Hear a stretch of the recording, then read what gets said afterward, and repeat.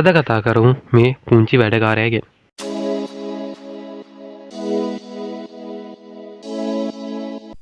Welcome back guys. අද ගෙනාලා තියෙන්නේ Linux Mint Torrent 2.3 XFCE 64-bit OS එක ගැන කතා කරා.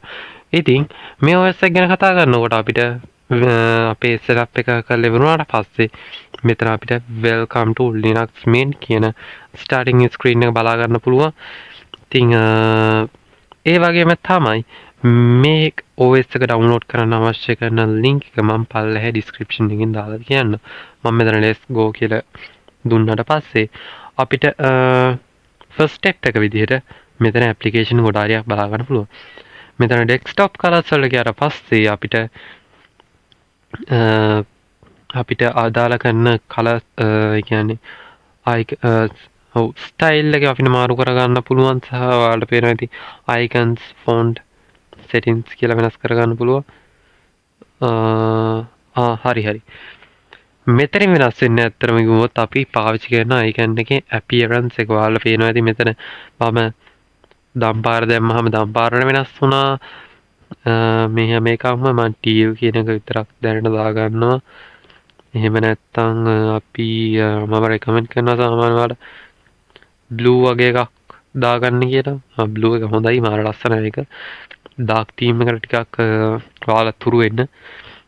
ඉතින් මෙතන ඔයාලට පේනවා ඇති දැන් මෙන්න මෙතන ඔයාලට අර home icon එක ගාව colors මාරු වෙනවා. ඉතින් මෙතනදී වෙනන්නේ icons වල colors මාරු වෙන එක විතරයි. හරිද? application වල මාරු වෙන්නේ නැහැ. නමුත් අර main system icons වල colors මාරු වෙනවා අපිට බලා ගන්න පුළුවන්. සහ අපිට ෆොන්ට්ස් වලට සහ වෙනම මෙතනට අදාළ කරන settings කීපයක් බලා ගන්න පුළුවන්. ඊළඟට system snapshot කියලා එකක් තියෙනවා. මෙතන password එක ඉල්ලහිනින්දා මම දැන්ට වැඩි කර ඕපන් කරන්න යන්නේ. device manager වලට ගියාට පස්සේ මේක load වෙනවා. අපි ඔයාලට පේනවා ඇති එතනත් පොඩි list එකක් අපිට බලා ගන්න පුළුවන්. ඉතින් මම ඒක පල්ලෙහාට දාන්නම්. ඔය එක ටිකක් කරගෙන වෙලාව එනවා. ඒකින්ද මම මිනිමයිස් කරලා තියන්න. ඔයාලා පේනවා ඇති system settings වලට ආවට පස්සේ කොහෙද? හරි. system settings වලට ආවට පස්සේ සෑහෙන විදිහට අර Windows වල වගේ විකාරයක් නැතුව ඉස්සෙල්ලා අර මොකද්ද? control panel එක තියෙන අන්නේ වගේ ටිකක් අර හොඳට categorize වෙච්ච විදිහක් අපිට බලා ගන්න පුළුවන්. ඔයාලට පේනවා ඇති සෑහෙන උදරයකට හොඳ කැටගොරයිස් වීමක් වෙලා තියෙන අපිට බලා ගන්න පුළුවන්. ඉතින් ඔයාලට පේනවා ඇති මෙතන තව දේවල් කීපයක් ඔයාලට මම ඔය චුට්ටක් පෙන්නුවේ. ඊළඟට යන්න තියෙන හරි. එතන අපිට device manager එකේ කිසිම දෙයක් නැද්ද බලා ගන්න. ඒ කියන්නේ කිසිම දෙයක් අප්ඩේට් කරන්න drive එකක් දාලා නැහැ. ඒ කියන්නේ මේ GB 2.8 ඇතුලේ අපිට අවශ්‍ය කරන හැම drive එකක්ම තියෙන නිසා මේක ඇතුලේ හැම අදාළ කරන drive එකක්ම බලා ගන්න පුළුවන්. ඉතින් ඔයාලට පේනවා ඇති ඔය මම Bluetooth earbud එකක් වෙන් කරා. ඒක පවා අපිට බලා ගන්න පුළුවන්. ඔයාලට පේනවා ඇති තවත් දේවල් ගොඩාරියක් එක බලා. විශේෂත්වය තමයි අපි සාමාන්‍යයෙන් GB 5-6ක් විතර ඩවුන්ලෝඩ් කරනවා Windows iOS එක විතරක් ඩවුන්ලෝඩ් කරගන්න. ඒකට අපි වෙනම සල්ලි ගෙවන්නත් ඕනි. ඊට පස්සේ ඒකට අදාළ කරන driver හැම එකක්ම මුලින් තමයි install කරන්නත් ඕනි. ඒතරම් කරදරයක්. මේ තියෙන්නේ ඊළඟට අපිට අවශ්‍ය කරන application එක. මේක ඇවිල්ලා Linux වල software manager කියන application එක. මේක ගැන කතා කරද්දි මේක ගොඩක් වෙලාවට සමානයි Microsoft Store එකට. නමුත් මේක ඇතුළේදී අපිට Adobe application, Microsoft application සහ Windows games බලා ගන්න හම්බෙන්නේ නැහැ. මේ සාමාන්‍යයෙන් Adobe application install කරනවාට අනිවාර්යයෙන්ම Windows PC එකක් ඕනේ. නමුත් බය වෙන දෙයක් නැහැ. ඒකට සමාන application මේක ඇතුලේ බලා ගන්න හම්බෙනවා. මෙතන firewall කියලා option එක උත් අපිට බලා ගන්න හම්බෙනවා. ඒ කියන්නේ අපිට මේකට Windows Defender එක හා සමාන firewall එකක් හම්බෙලා තිනවා. ඊළඟට internet වලට documentation, ඊළඟට web forums, chat room, ඒ කියන්නේ අපිට help එකක් ගන්න අවශ්‍ය කරන ඒවාත් බලා ගන්න පුළුවන්. මෙතන contribute කියලා එකක් තියෙනවා. මම හිතන්නේ ඒක නම් ඇත්තටම අර අපි මේක පොඩ්ඩක් open කරමු. වෙබ්සයිට් එකේ open වෙන්නේ කියන්නේ අර Linux වලට පොඩි උපකාරයක් වගේ මොකක් හරි එකක් වෙන්න ඕනි. ඔය විදිහට තමයි අපිට මෙතන එක්ස්පීරියන්ස් එක බලා ගන්න හම් වෙන්නේ. ඊළඟට මම මෙතන පැත්තේ තියෙන මෙනු එක ඕපන් කරගත්තට පස්සේ මෙතන අපේ යූසර් ගේ නම උඩින්ම තියෙන මම නිකන් දැන්ට නික්නේම් එකක් විදිහට සහස් කියලා දාගත්තා. ඉතින් සහස් කෙනෙක් ඉන්නවනේ ගණන් ගන්න එපා. ඉතින් අගදීටපත් වීමෙන් වලකින්න. ඉතින් අපිට උඩින්ම මෙතන අවශ්‍ය කරන ඇප්ලිකේෂන් බලා ගන්නත් පුළුවන්. ඉතින් ටාස්ක් මැනේජර් එක ඇතුළේදී අපිට අර Windows වල වගේ ටිකක් ලීසි ටාස්ක් මැනේජර් එකක් නන්නේ මේ පොඩ්ඩක් තියෙන එක චුට්ටක් අවුලක් ඒක ප්‍රශ්නයක් නෑ. ඊළඟට මෙතන recently used වලට අපිට මම කලින් පාවිච්චි කරපු ඇප්ලිකේෂන් වලට බලා ගන්න හම් වෙනවා. මේක ඔයා ඇප්ලිකේෂන් පාවිච්චි කරන විදිහ වෙනස් වෙනවා. ඊළඟට මෙතන තමයි හැම ඇප්ලිකේෂන් එකක්ම අපිට බලා ගන්න හම්බෙන්නේ. ඒ කියන්නේ PC එක ඇතුලේ තියෙන install PC එකට install වෙච්ච default ආපු සහ අපි install කරපු හැම ඇප්ලිකේෂන් එකක්ම මේක ඇතුලේ බලා ගන්න පුළුවන්. හැම setting එකක් පාවම. හරිද? ඔයාලට පේන තියෙන notes තියෙනවා, onboard තියෙනවා, onboard keyboard එකක් පවා තියෙනවා. ඒ වගේම තවත් ගොඩාරියක් දේවල් අපිට බලා ගන්න පුළුවන්. ඊළඟට මෙන්න මේක ගැන පොඩ්ඩක් කතා කරමු. අපි ඇප්ලිකේෂන් එක ඇතුළටම ගිහිල්ලා හරිද? සාමාන්‍යයෙන් Linux වල ගේම් සෙල්ලම් කරන්නේ Lutris කියන software එක ඇතුලේ. ඉතින් මම මේක open කරගන්නම්. ඉතින් ඔයාලට පේනවා වගේ දැන්ට මම Need for Speed 2005 ගේම් එක දාලා තියෙනවා. Need for Speed Most Wanted 2005. ඉතින් ඔයාලට පේනවා ඇති මෙතනත් අපිට side panel එකක් බලා ගන්න පුළුවන්. ඉතින් ඒකෙත් අපිට මෙතන Steam එක පවා බලා ගන්න පුළුවන්. Lutris Wine එක through තමයි මම මේ Most Wanted 2005 install කරලා තියෙන්නේ. ඉතින් ඒකට අදාළ කරන වීඩියෝස් එහෙම අර YouTube එක තරම් බලා ගන්නත් පුළුවන්. ඉතින් මම මේක close කරනවා. ඉතින් ඔයාලට ඒ විදිහට Linux එක ඇතුලේ ඕනම Windows ගේම් එකක් වුණත් සෙල්ලම් කරගන්න පුළුවන්. හරිද? graphic card එකක් එහෙම හොඳට තියෙනවා. හරිද? අනිත් එක මේ Linux OS මේ Linux Mint XFCE OS එක සාමාන්‍යයෙන් ගන්නේ හරිම බොහොම අඩු RAM එකක්. හරිද? GB එක විතර RAM එකක් ගන්න. ඒ හින්දා ප්‍රශ්නයක් නේ. ඊළඟට අපිට document scanner, drawing, pics කියලා එකක් බලා ගන්න වෙනවා. මේ ඔක්කොම pre install. හරිද? මෙතන Brave එක හැරෙන්න Firefox එක ඇතුළු මේ Firefox එක සහ එතනින් පල්ලෙහා තියෙන හැම ඇප්ලිකේෂන් එකක්ම මේ ෆ්‍රී අපිට හම්බ වෙන ඒවා. කොටින් කිව්වොත් අපිට Windows ඇතුළේදී සාමාන්‍යයෙන් ඒකට අදාළ කරන Microsoft Ethernet එක පවා download කරගන්න එපා. මේක එහෙම එකක් නෑ. හරිද? මේකේ GB 2.8 ඇතුළේ හැම ඇප්ලිකේෂන් එකක්ම බලා ගන්න හම්බ වෙනවා. ඉතින් මෙතනදී අපිට VLC එක ඔය simple screen record එක සහ OBS එක මම download කරගත්තා. එහෙම නැත්නම් මේ අනිත් හැම ඇප්ලිකේෂන් එකක්ම pre-install වෙන ඒවා. ඉතින් හින්දා ප්‍රශ්නයක් නෑ. VLC කියන්නේ සාමාන්‍යයෙන් අර Windows වල තියෙන වීඩියෝ බලන ඇප්ලිකේෂන් එකට වඩා මාර 10 ගුණයකින් හොඳ ඇප්ලිකේෂන් එකක්. හරිද? ඊළඟට අපිට මෙතනදී Microsoft Office වෙනුවට වෙනම ඇප්ලිකේෂන් සෙට් එකක් දීලා තියෙනවා. ඒ තමයි LibreOffice ඇප්ලිකේෂන් සෙට් එක. ඉතින් මෙතනදී අපිට LibreOffice Writer, Impress, Calc, LibreOffice කියලා මිනිමම් ඇප්ලිකේෂන් Impress එක සහ මේ වගේ තව ඇප්ලිකේෂන් ඒ වගේ ඇප්ලිකේෂන් බලා ගන්න හම් වෙන මේ ඔක්කොම pre-install වෙන ඒවා. ඒ හින්දා අපිට ආයෙ නැවත install කරන්න අවශ්‍යතාවයක් නෑ. විශේෂත්වය තියෙන මේ ඔක්කොම GB 2.8 ඇතුලේ කොහොමද මේක compress කරේ කියන එක නම් මම පොඩි ප්‍රශ්නයක් තියෙනවා තාම. ගණන් ගන්න එපා. ඉතින් මේ ඔක්කොම free software විදියට තමයි බලා ගන්න හම් වෙන්නේ.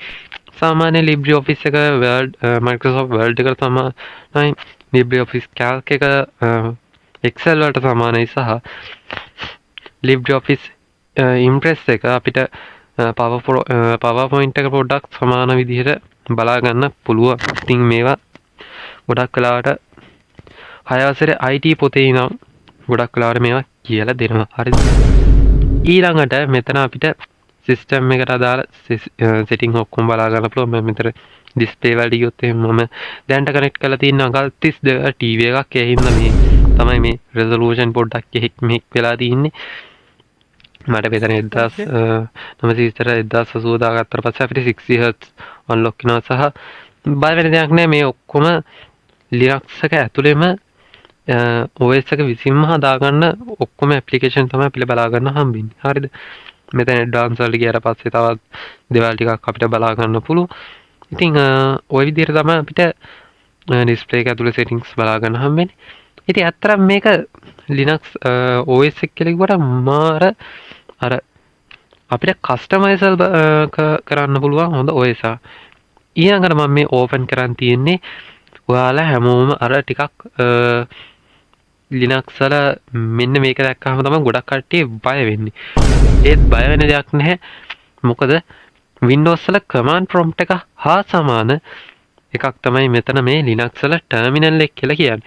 නමුත් අර Windows එකේ අර command prompt එකේ තියෙන අමාරු ගතියට වඩා මෙතන අර සරලවම කිව්වොත් මේක හරිම ලේසි පාවිච්චි කරන්න.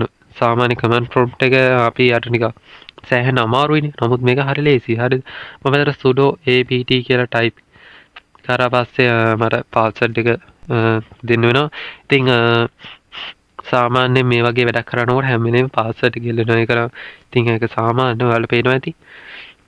අපිට පල්ලෙහාට ගියාට පස්සේ පල්ලෙහා තියෙනවා අපිට හැම කමෑන්ඩ් එකක් මේකෙදි කියන්නේ. ඒ කියන්නේ මේකට අදාළ ගන්න PCB එකට අදාළ කරන කමෑන්ඩ්ස් වලින් බොහොමයක් විතර අපිට උතන බලා ගන්න හම් වෙනවා. හැබැයි හැම එකම නැහැ. හරිද? ඉතින් සාමාන්‍යයෙන් ඔය Gemini එහෙම නැත්නම් ChatGPT එකට වගේ දාලා මෙන්න මේ ඔයාගේ ප්‍රශ්නයක් කිව්වොත් එහෙම එතකොට එයාලා ඒකට අදාළ කරන කමාන්ඩ් එක ඔයාට දෙනවා. එතකොට ඔයාට කරන් තියෙන්නේ කමාන්ඩ් එක ටර්මිනල් එකේ ටයිප් කරලා ඔයාගේ වැඩේ ඔයාගේ ප්‍රශ්නේ හදාගන්න. ඉතින් ඊළඟට මම මෙතනට මම හෝම් ඇප්ලිකේෂන් එක ආවට පස්සේ අර සාමාන්‍ය ෆයිල් මැනේජර් එක වගේම ඇප්ලිකේෂන් එකක් තමයි මේක. ඇත්තටම මේ ඔයාලට පේනවා ඇති. ඇතුළතින් පවා අපි කලින් අයිකන්ස් වල ඩිසයින් එහෙම වෙනස් කරානේ ඔක්කොම වෙනස් වෙලා තියෙනවා. ඉතින් ඔයාලට පේනවා ඇති මම මෙතන දැන්ට පාවිච්චි කරලා තියෙන්නේ Kingston GB 120ක SSD එකක්.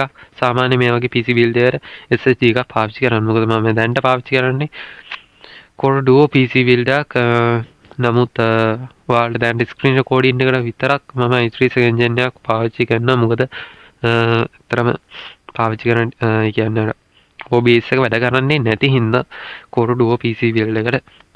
හරි. ඉතින් මේකේ user experience එක කොහොමද කියලා බලුවොත් එහෙම මාරම හොඳ graphical user interface එකක් බලා ගන්න පුළුවන්. අර අපි Linux වල හිතන් ඉන්න අර මහා ගොබ්බ ඒවා නැහැ. ඇත්තටම දැන් Linux එකත් හොඳට අප්ඩේට් වෙලා තිනවා. සහ අපිට හොඳ ඔයාලට පේනවා සාමාන්‍ය මේක Windows 7 වල අර ටිකක් ඒ හා සමානව ටිකක් ගිහිල්ලා තියෙන. ඒකට හේතුව තමයි මේක ඉල්ලා XFCE edition එක. හරිද? Linux Mint වල තව cinnamon edition එකක් තියෙනවා. මේක සාමාන්‍ය වැඩ කරන්නේ i3 second gen එකෙන් උඩ PC builder වලට. ඉතින් Core Duo PC builder සාමාන්‍ය මේ වගේ XFCE edition එක සාමාන්‍ය සුපිරි. මම මෙතන තියෙන home application එකම තමයි ඔයාලට බලා ගන්න පුළුවන්. මෙතන files සෑහෙන set එකක් තියෙනවා. ඒක අර සාමාන්‍ය අපි දකින අර program files අරන් ඔක්කොම store වෙලා තියෙන තැන. ඉතින් ওই විදිහට තමයි ඔයාලට පේනවා ඇති. හරියම සරලවම කිව්වොත් ඔයාලට customizable කරගන්න පුළුවන් OS එකක් free OS එකක් හොයා වෙනවනම් මේ තමයි ඒක. හරිද? මම ඊළඟට desktop මේ වගේ මෙන්න මේ setting එකට ආවට පස්සේ ඔයාලට පේනවා ඇති මෙතන සාමාන්‍යයෙන් අපි අර Windows වල තියෙන මහා boring look එකකට වඩා නම් සෑහෙන දේවල් ටිකක් තියෙනවා මේ. wow. සාමාන්‍යයෙන් මේකට අර IPS panel එකක් එහෙම පාවිච්චි කරනවා නම් මාර හොඳට colours එහෙම බලා ගන්න පුළුවන් වේවි. සහ මම මෙතන දැන් TV එක ගන්න පාවිච්චි කරන්නේ. හින්දා පොඩ්ඩක් අර colours පොඩ්ඩක් චුට්ටක් අවුල් ගිහිල්ලා ඇති. හරිද? wow. ඕ අර ඇත්තටම සෑහෙන්න හොඳ කස්ටමයිසබල් ඔප්ෂන් එකක් මේ චූටි OS සාමාන්‍යයෙන් අර දීලා තියෙනවා වාව් මෙන්න මේක ලස්සන හරිද මේ ලිනක්ස් ඉන්ට් එක අර ලෝගෝ එකත් එක්කම අර කොළ පාට ග්‍රීන් වයිබ් එකක් තියෙනවා මම දැන් මෙන්න මේක තියාගන්න ඉතින් ওই විදිහට තමයි ඔයාලට පේනවා ඇති ඒකට අදාළ කරන සෙටින්ග්ස් උත් අපිට බලා ගන්න හම්බ වෙනවා ඉතින් ওই විදිහට තමයි සාමාන්‍යයෙන් ලිනක්ස් වගේ OS එක වැඩ කරන්නේ සාමාන්‍යයෙන් ඔයාට මේක ඇතුලේ අර Microsoft application අවශ්‍ය නැත්නම් ඔයාට මේක පර්ෆෙක්ට්ම OS එකක් කියලා මට කියන්න පුළුවන්. හරිද? ඉතින් ওই විදිහට තමයි අපිට දැන්ට user experience එක බලා ගන්න හම්බෙන්නේ. ඉතින් මම මෙතන Bluetooth manager එකට ගියාට පස්සේ මෙතනත් හරිම ලේසියෙන් කනෙක්ට් කරගන්න පුළුවන් Bluetooth manager එකක් තියෙනවා. හැබැයි චුට්ටක් හුරු වෙන්න වෙනවා. මොකද චුට්ටක් confused උංග බුංග වෙන මේ එකක් තමයි තියෙන්නේ. Oh my god. GB 2.8ක්. ඒක ප්‍රශ්න GB 2.8 නම් ප්‍රශ්නයක් නැහැ. මොකද ඇත්තටම මේ විශේෂත්වය තමයි Windows වල නම් අපි කියන්නේ drive එකක් install කරේ නැතුණා මැරෙන්න හදනවා. භාගෙටම මැරෙන්න හදනවා. ඉතින් එහෙම බලද්දි නම් මේක Linux වල අර එහෙම install කර වද දෙන්න install කරන්න කියලා වද දෙන්නේ නැහැ. මම මෙතන internet connection එක උත් දැන්ට දාලා තියෙනවා. අපිට audio mix එක උත් හම්බ වෙනවා. විශේෂත්වය තමයි මේක අර අපි Realtek audio manager එක නෙමෙයි අතන මේ තියෙන මේ system එකටම ආපු එක. ඔයාලට පේනවා ඇති. ඒකත් හොඳටම customizable කරලා තියෙනවා. ඔයාලට පේනවා ඇති. මම Bluetooth device එකක් connect කරන් තියෙන නිසා ඒකට දාලා ගන්න මේවත් තියෙනවා. ඉතින් ඔයාට යම් කිසි දෙයක් කනෙක්ට් කරගන්න අපහසුතාවයක් තියෙනවා නම් ඔයාට ටර්මිනල් එක හරහා වැඩේ කරගන්නත් පුළුවන්. ඉතින් ওই විදිහට තමයි අපිට බලා ගන්න හම්බෙන්නේ. ඔයාලට පේනවා settings වල ගියාට පස්සේ Bluetooth adapt එක පව settings බලා ගන්න පුළුවන්. අර Windows වල වගේ ටිකක් අර ඇතුළට හොයා යන්න ඕනි තරම් දෙයක් නෑ. මෙතන හරිම සරලව ඔයාලා පැහැදිලි කරලා තියෙනවා. ඔයාලට පේනවා අපිටත් හැබැයි mouse icons නම් පොඩ්ඩක් දීලා තියෙනවා. මදි ඒක ප්‍රශ්නයක් නැහැ. මොකද අපි mouse එකේ icon එක මිස් කරා කියලා දාලා වෙන්නේ නැහැනේ.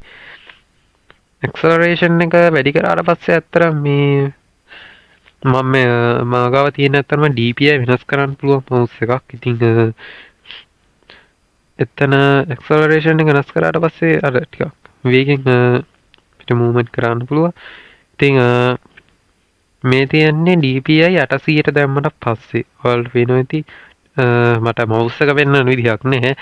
ටිකක් හරි අමාරුයි ඒක එහෙට මෙහෙට කරන්න. හරිද?